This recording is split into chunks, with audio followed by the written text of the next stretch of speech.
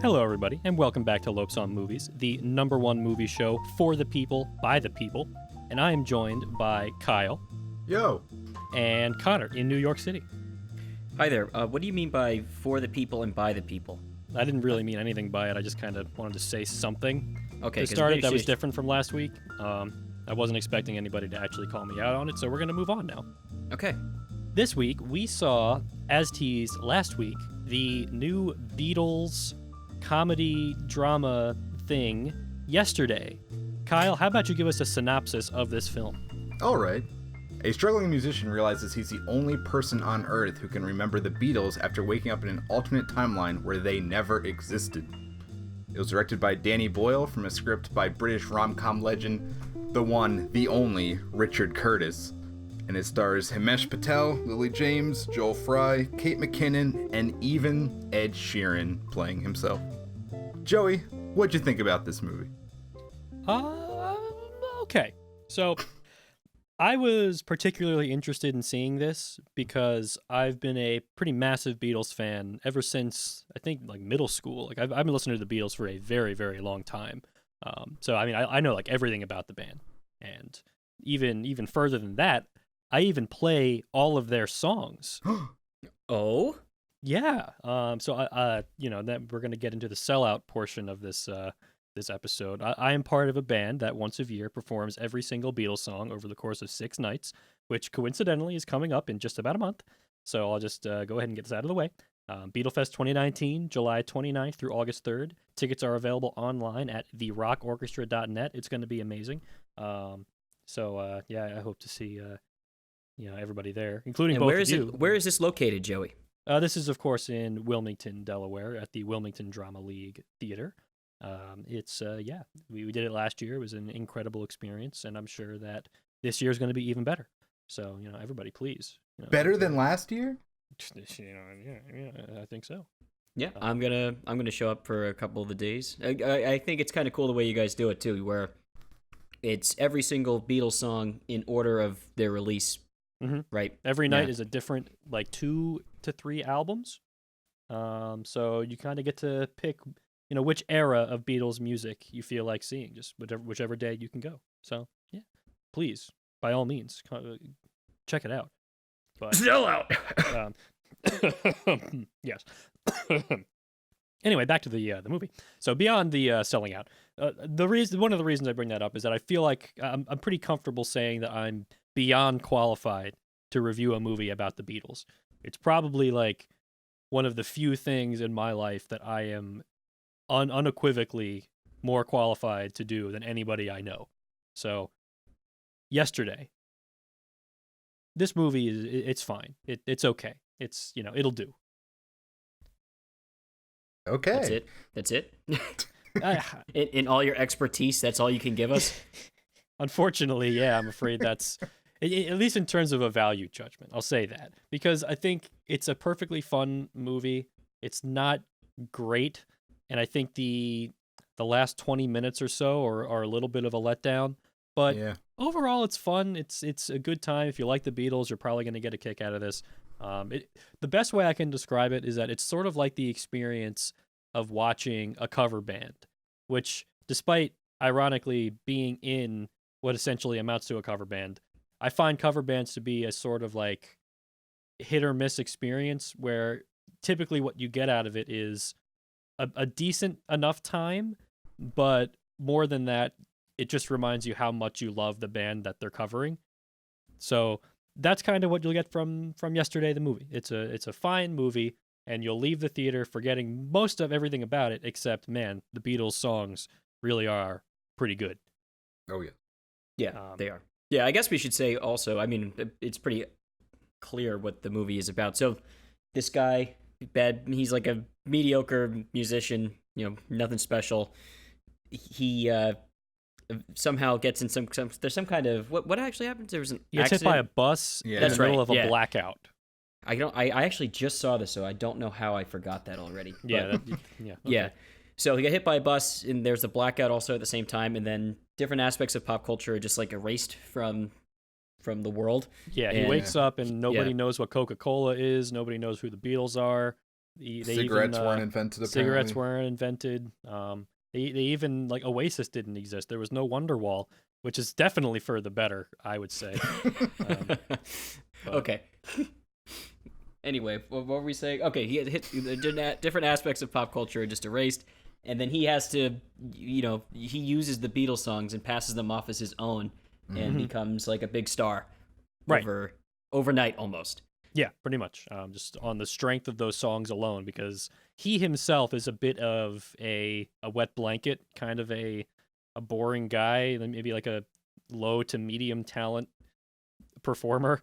Right. But the songs are so good, they're the Beatles' music, so that's enough to sort of catapult him to superstardom and everybody thinking he's like some kind of genius, which is probably the most interesting thing to think about with this one, because the entire time, like seeing the trailers for this and the previews and knowing what the premise was, I kept trying to figure out whether or not that premise actually makes sense. Like in 2019, if nobody knew who the Beatles were, could any semi-talented schmuck become a superstar purely on the strength of the Beatles' music? And my gut answer to that is no. And I still don't really think after watching the movie that it didn't convince me that that's something that would make sense. I think like the Beatles' rise to prominence depended on so many specific cultural factors in that moment in history. And even though their music is great, that sort of initial burst in popularity came not from their songs specifically, but a lot for their image and kind of what they represented to the youth of that time. So, like, I don't think any idiot could have become the Beatles with a song like Love Me Do or I Want to Hold Your Hand. It had to be those four guys. It had to be the Beatles presented as they were as the Beatles.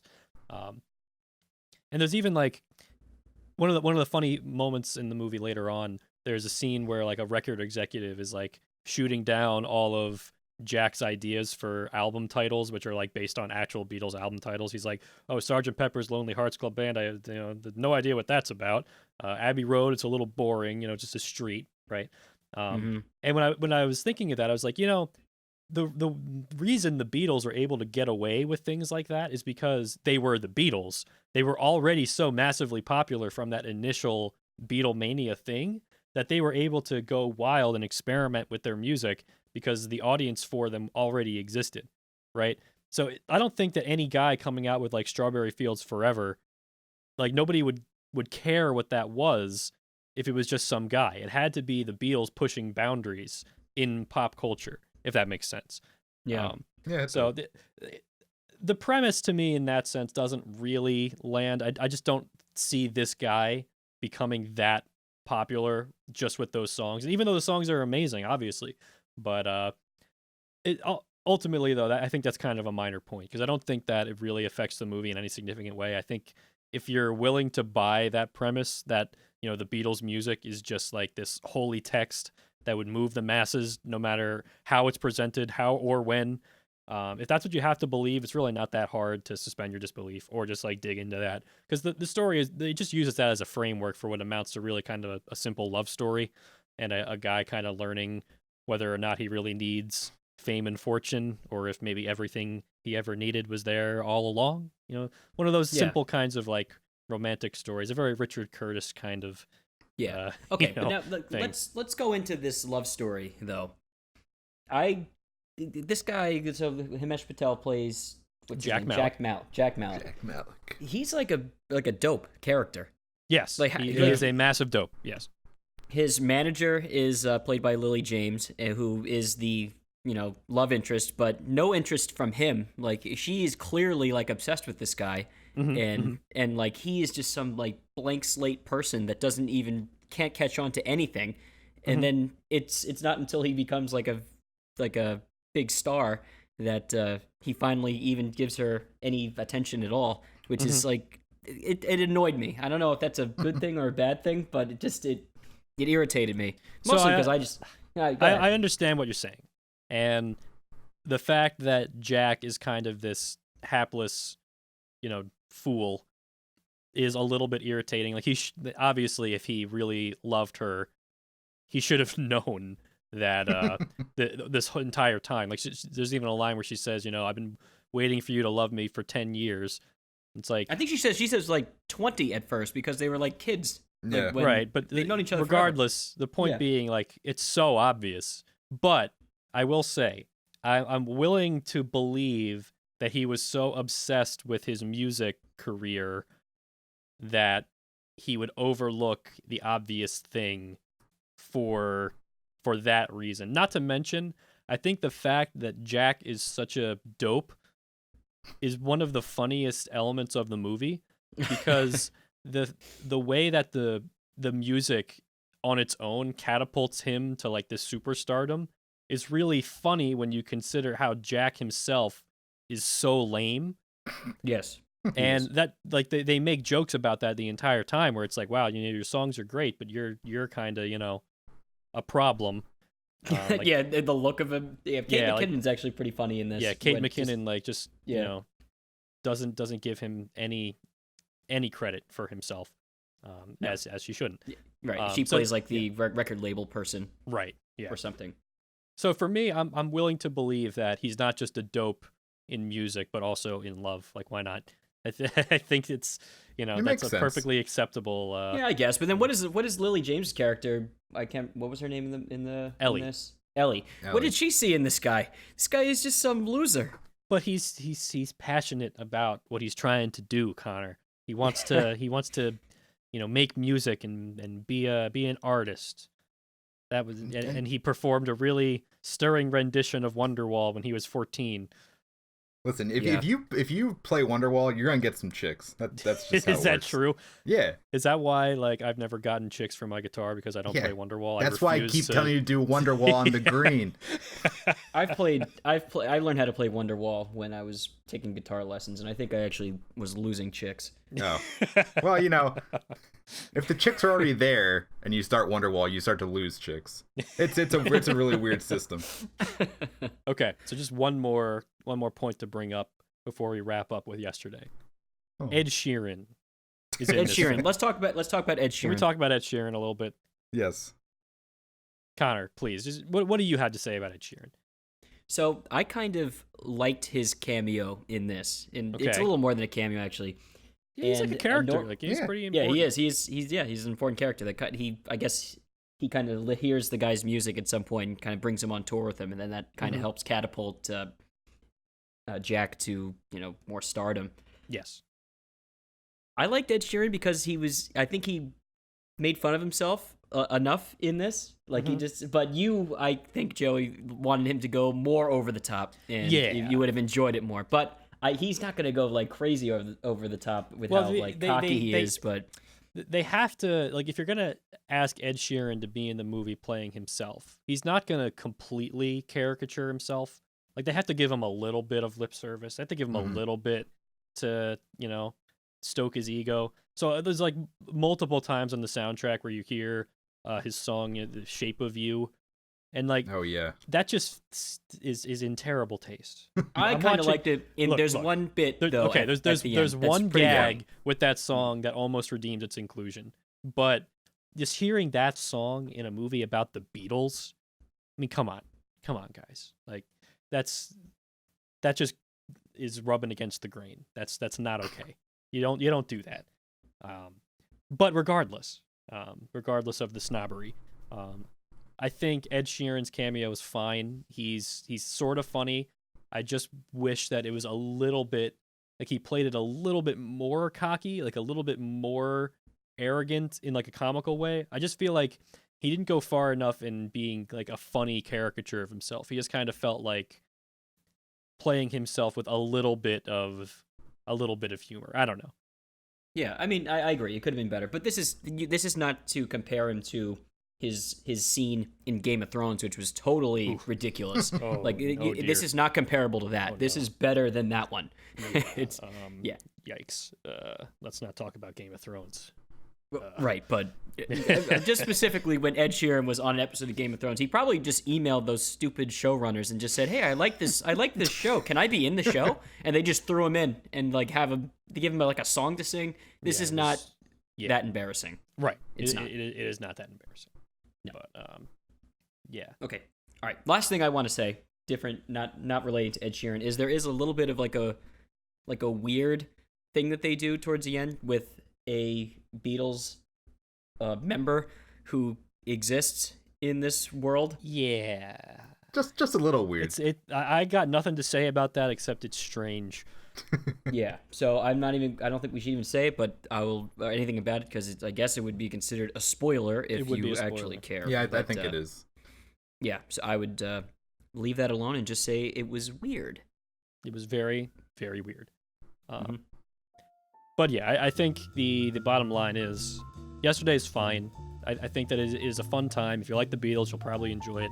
It works as a kind of a romantic comedy, kind of as just like a fun, like almost like, no, I wouldn't call it like a musical. I think the term is like jukebox musical, they call it, where it's like they have songs that have already been written that get performed in the movie.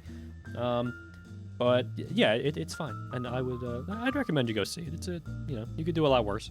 Especially if you like the Beatles. Especially if you like the Beatles. And speaking of, if you like the Beatles, you should definitely come to Beatlefest 2019 at the Wilmington Drama League. The rockorchestra.net. Tickets are available now. What was that website again? It was the rockorchestra.net, Kyle. Oh, thank you. Excuse me. Hey everyone, just wanted to take a moment to say if you like what you're hearing, you can find us on Twitter at Lopes on Movies, and the backlog of all of our episodes is available on YouTube. Just search Lopes on Movies. And please feel free to reach out to us. You can email us at lopesonmovies@gmail.com or hit us up on Twitter. We want your feedback, and who knows, if we like what you have to say, maybe we could even have you on the show sometime. Alright, now back to the movies.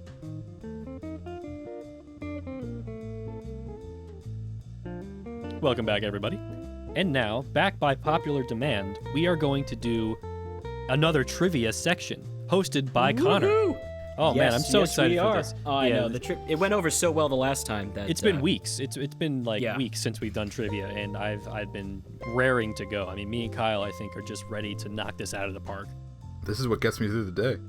Nice. Okay, guys. So you got every question right the last time. And, we did. And you there was no prize. Yeah, that was really disappointing. Actually, that was a big problem. So yeah. That I heard. I got feedback that not having a prize was a problem. So there is a prize this time if you guys can get all of these right, or maybe 3 out of 4. It depends on how I'm. It depends. Yeah, okay. Just you're the host here, so you can be as merciful or as not merciful as you want to be. Okay, we'll see. I think you guys should get them all though. Okay, on theme, since we just watched the film yesterday, these are movie music related questions. Okay. Ooh, this sounds like right up my alley. Yes, I think you guys will enjoy this. All right, so cue the music, please. Okay. Question number 1. What was the name of the James Bond movie that's theme was by Paul McCartney and Wings? Ooh. The song has the same name as the movie. Oh man. This is a tough one. This is definitely a tester. Yeah.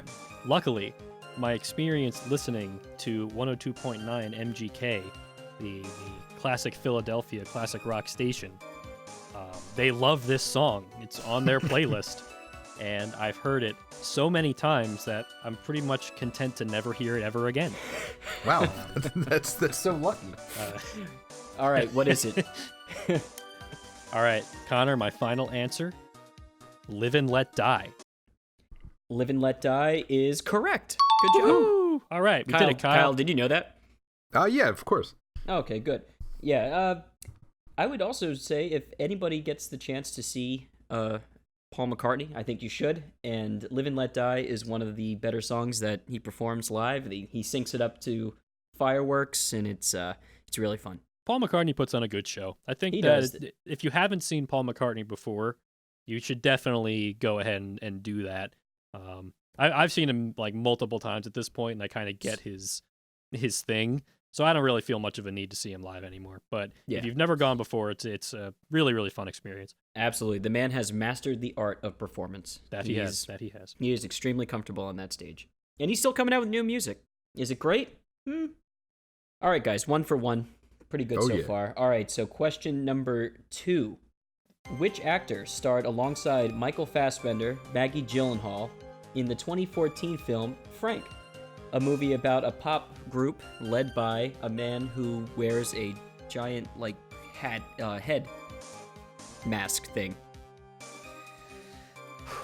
So are you just So there's saying, three like, leads. There's three leads. Three lead There was characters. Maggie Gyllenhaal, Michael Fassbender, and then one other guy who was like the lead of the film. So it's not just any schmuck that was in that movie. Right. Yeah. No, it's the other lead. He was like the lead guy. So Kyle, I think through process of elimination, we can probably Yeah. figure this one out. Also, I have seen this movie and I do know who it is, so which makes it all that much better. So I probably wouldn't know who this was if it weren't for the fact that he is probably my least favorite actor ever.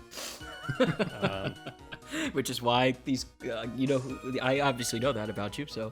So the correct answer is America's sweetheart, Domhnall Gleeson. Isn't he England's sweetheart? He can be both. Okay.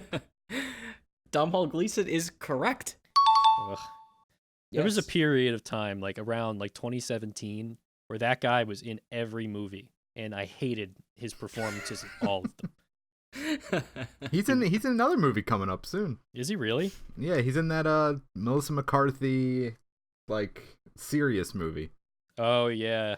Yeah. I just remember that he was also in Peter Rabbit. Do you remember that? Peter Rabbit. Yes, I do remember that. I remember the And he- trailer for Peter Rabbit. Hey, Joey, who voiced Peter Rabbit? James Corden? Yeah, who was in Yesterday. Wow, look at all these everything's connections. coming together. Joey, imagine if Domhnall Gleeson was the lead in Yesterday. Yeah, that would have definitely made this the worst movie of the year. Yeah, the reason I kind of thought of this question is because his character in that movie Frank is kind of similar to this guy. He is actually, yeah, a little in, bit. Yesterday. Yeah, So, they're very similar. yeah. All right, 2 for 2, guys. Pretty good. Woo. Okay, this next one is a little tougher, I think, but Oh boy. but we'll see. Who directed the 2005 film Walk the Line, starring Joaquin Phoenix and Reese Witherspoon? This is about the life of the legendary country music icon Johnny Cash. Hmm. The This movie question- Walk the Line. This is probably the toughest question that you've asked thus far, Connor. Yeah. I know. Well, Kyle, do you have any thoughts on this one?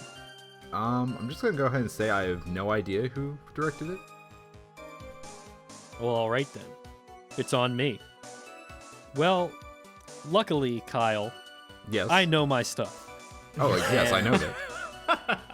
The director of Walk the Line is actually currently a rent-a-director for the Fox X-Men films. He directed Logan. He directed The Wolverine. He do Dark And- Phoenix? He did not do Dark Phoenix. That's a Damn. different rent-a-director. That's a shame.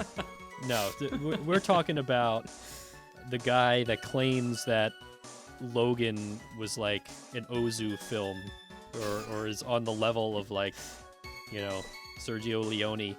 Like Sounds like someone didn't watch the black and white version. he says his inspirations are like the most lofty and ridiculous things, and he's just making like superhero movies. I'm sorry, guys. I know if you love superhero movies, and I'm kind of putting you down. But let's get Joey, down to Who is business. this guy? James Mangold. Final James answer. Mangold is correct. It is James Nice. Mangold.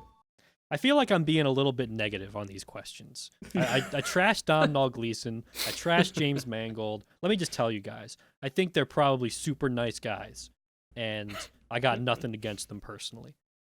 And really, I have nothing against them as filmmakers and actors either. I just think it's funny to, hate things for no reason sometimes. Yeah. Yeah, Okay. that's fine. That's It's fair enough. sad, All but right. it's fine. But all right. Guys, you're 3 for 3. There's one more question. Oh man, Kyle, One more question. We're really getting down to it now. I Yeah. think this is probably where things are going to really heat up. I mean, we Okay. may have already won the prize, but just in case the rules have changed again, this is an important question. That it is. Okay. Question number 4, the fourth and final question. Whew. What was the name of the band in the 1996 film That Thing You Do? The 1996 film, That Thing You Do. Have you guys seen this film? No, I don't think so. No. I And don't maybe- even know what it is. Okay, well, I will go ahead and give you a little bit of an idea of it. It's about like a group like a old like a pop group from back in the day that comes out with a hit song called "That Thing You Do," and they kind of ride on the success of that, and then they kind of go through some struggles and whatnot that a band would have. Who's in in it? the early going? Okay, so it's like Tom Everett Scott, Liv Tyler, Charlize Theron's in it too. Hey. I gotta That be doesn't honest help with at you all. guys. I got Another thing- absolutely nothing on this. Another thing that's interesting about this one, it's the first movie written and directed by Tom Hanks. Hey. Tom Hanks, huh? Yeah, Everybody loves he- Tom Hanks. Yeah, he wrote and directed. He's in it too for a bit, I Of think. course he is. At any rate, Haven't seen it in a while. I think it's thoroughly unfortunate that I have absolutely no idea and no idea where to start with this one. I think for the first here, time, Kyle, we may be looking at a failure. I have a guess. I have a guess. You have a guess. Yeah. So, we just saw a movie that's about the Beatles. So maybe Right. it's kind of related to the Beatles. I bet the band is called The Bottles. Is that correct? Hello? No, I'm sorry, that's not correct. Okay, but so basically, the whole idea is in the movie is that the song they came out with, "That Thing You Do," is a one-hit wonder. The band is called The Wonders. I would have never gotten that. The name was The Wonders. Yeah, that's That was Wow. a tough question, though. Kyle. I'm- We failed. Yeah, this sucks. Man, Connor, why couldn't you have asked like what was the name of the band in the Cameron Crowe film Almost Famous? I could have gotten that one. Well, because I couldn't give you like a layup there, but because you guys are such good sports, That's all you've done so far. because you're such good sports, I'm going to give you guys the prize anyway. Oh, For 3 out well, of you know 4. what? We did get 3 out of 4, so that is You got still 3 out of 4. better than like complete failure. It's better than half. So I think That's right. we deserve this. We So earned you this, got- Kyle. Okay, here it is. You guys are going to be splitting a $5 iTunes gift card. Wait, like to iTunes, Yeah. like that place where you used to buy songs and like Does that service even exist anymore? in like the late 2000s. Yeah. Didn't I just read that iTunes is like going under? That they're like the software is actually going to like stop existing I soon. guess we gotta use that money fast then. Then I guess you better. You're gonna have to use it quick. We're splitting this. I get $2.50. That's like barely enough for 2 songs. Joey, I'm gonna let you have all 5 of those dollars. Gee, thanks. You did the brunt of the work. You deserve it. I don't want it. Well, too bad. It's yours.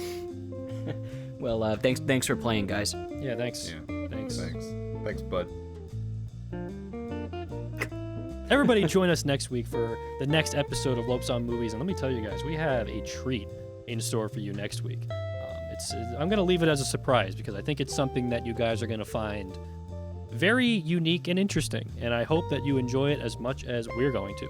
So Let's just say that if you like web slingers, you're gonna have a good time.